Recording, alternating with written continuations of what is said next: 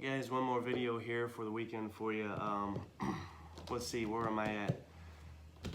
The Battle of the Bulge game that I was working on, I made it through a few more turns, and in fact I filmed the second turn. I've always had problems with the live stream. I live streamed it and I noticed the setting when I got done, the setting that it was set to was listed as private, and I didn't know if that would affect anything or not. Apparently it did. It never showed up on my YouTube channel where I could then share it and publish it. Ongoing battle with that. I did a couple more turns. The Germans were actually doing really good and lost interest. So took it down. Kind of in between stuff right now. Primarily, I have you here just getting over a bout of pneumonia, actually. Can you believe that? I had strep throat 2 weeks ago. Started doing a little bit better. That turned into pneumonia. So I'm on the middle to tail end of the pneumonia thing, which I feel fine, but I'm on some heavy duty antibiotics for that, so there's that. Now, let me grab this stuff real quick. Hope you guys are doing all right. It's good to see you again, as always. So I got a couple of things, nothing major, very, very, very, very minor stuff, but I still want to share it with you. Not just for the product itself, but for the publisher of the product. It's just as much a shout out to the publisher as it is to the products that I currently have on the table to share with you. What I'll start with is Franc Tireur, or Franc Tireur, or however you want to say it. But these are the folks that've been at it for a while, that have brought you a number of magazines, of which any of the regular issues I don't have, and then some historical scenario things, among others. So you have stuff like La Division Azul, the Spanish and Eastern Front, this PTO module, and Crimean Campaign, Le Franc Tireur. Good stuff, obviously French. Saint Nazaire, Operation Chariot for ASL, fantastic stuff. And then Kampfgruppe, sure, Shield of Cholm. They are the guys that bring you these. The latest thing that I have received from them, and if you can believe it, I can't believe it. I'd never had this. I'd never had the first version. I've never had the second version. But I finally picked one up, and once again, everything I show you tonight is non-essential to the games as supplements. You don't need it. You may not even want it, but I have it. So first things first, this guy, the rat charts, the infamous rat charts.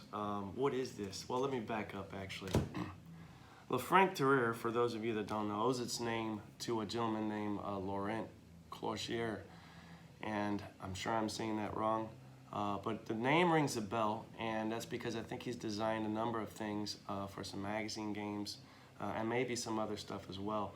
But he started, I think, if I'm not mistaken, the ball rolling with the Le Franc Tireur shebang, and the name itself literally means sharpshooter, or I guess you could say sniper, if you wanted to be wishy-washy, but also someone who lives and acts on his own, no matter what the rest of the world might do or think. So there is the name, and that's how it got started. So the rat charts are for ASL. For those of you that don't know, this is version 2, the second edition. And what is different from this in the first version? Well, this has more charts, and I think both are laminated. This has a laminated cover. Yeah, and I don't know if this means anything to you guys, but as far as the paper, the thickness, 230 gram.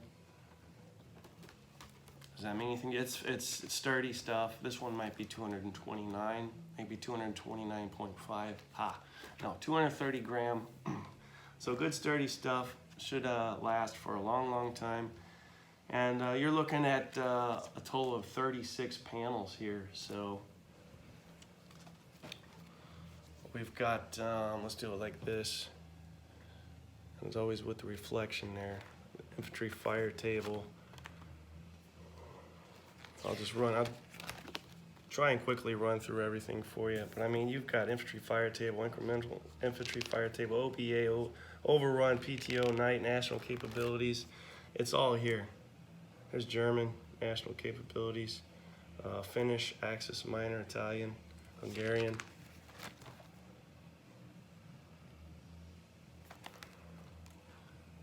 So that's national capabilities. Then you have some terrain charts, as could be expected. That brings you to some more charts, rubble, environmental conditions. You have your to hit and kill charts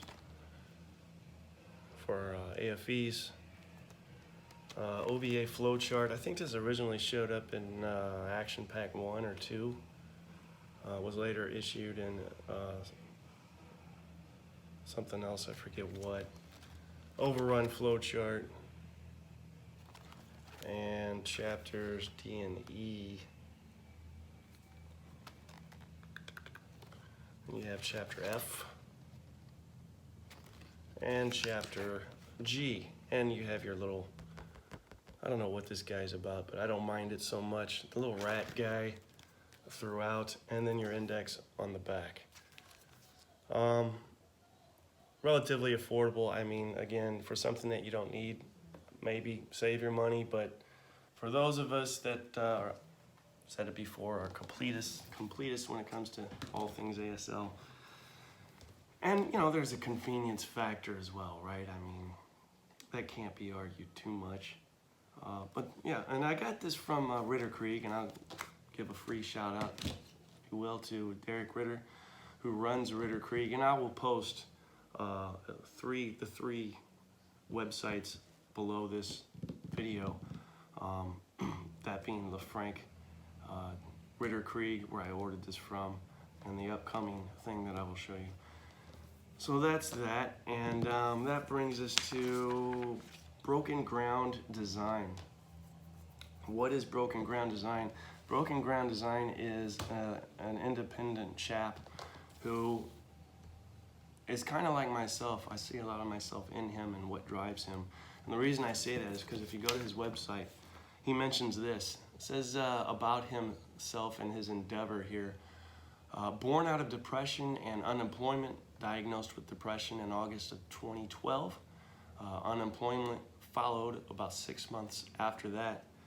And he says, quote, with time on my hands as I sorted through my life, I revisited something in which I had dabbled for a while, designing maps and counters for my favorite squad level combat game system, end quote. And I can totally relate to that. I get it. I probably spend more time fiddling and tweaking and designing and changing things and experimenting with things. I am a Dr. Frankenstein, if there ever was one. I totally relate to that. I commend this gentleman because what he actually did was take it a step further and make something concrete out of it instead of abandoning things and just continually going through that cycle of spinning your wheels. He got some traction with what he was doing and came up with this, what he calls Broken Ground Design. Again, this is ASL related stuff. And what he has done is come up with counter sheets that have, I think he's done all the nationalities now for infantry, AFVs, etc. He's redone the artwork, kind of brought it into contemporary war game quality.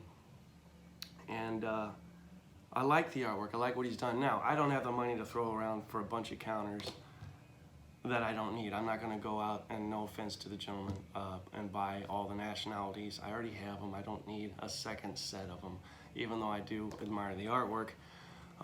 That said, I did pick up one thing just because I thought it was, again, kind of nifty and kind of convenient. And that is this sniper the sniper activation numbers. Now, that there, and then this is the whole sheet, this is the back. I'll explain it again in a second. If you take a typical sniper counter for ASL, say this for instance, American Sniper, it's got the numbers on there, but it's missing something, and you have to consult the scenario, the paper scenario aspect of a game to determine the activation number for your snipers. Now what he has cleverly done is printed out a number of these for each, let's see, he's got 19 nationalities on here. And if we zoom in a little bit, each one has what would be your sniper activation number listed on the counter. So when you're rolling your dice, you can know exactly, without taking your eyes off of the map board, what that number is in case you forget. Again, just kind of a nifty, clever, convenient little thing I got a kick out of and thought, you know, I could do with a sheet of those sniper counters, 5/8 inch, the same size as your official ASL systems or information counters. He also has on this sheet some blaze counters with player aids in the front and back for spreading fires, sangers, rubble, and building level rubble. So all of that can be found on this sheet. And yeah, just there's a guy who was fiddling around and came up with this idea. I kind of dig it, so I picked it up. And I wanted to support the guy as well in what he's doing, right? It's an independent gentleman. He's probably not making money hand over fist doing this, I wouldn't expect. So when I see something like that, that's another reason I picked it up. I like to support his habit. So there's that, and I think that's about it. Again, the Butterfield's Bulge, I took it down, lost interest in it, and on to the next thing. That's how I roll these days. It's boom, boom, boom from item to item. I don't dive too deep in the stuff typically of late, but that's where we're at. So I am waiting still on the Croix de Guerre module, which was packaged with the latest Winter Offensive bonus pack.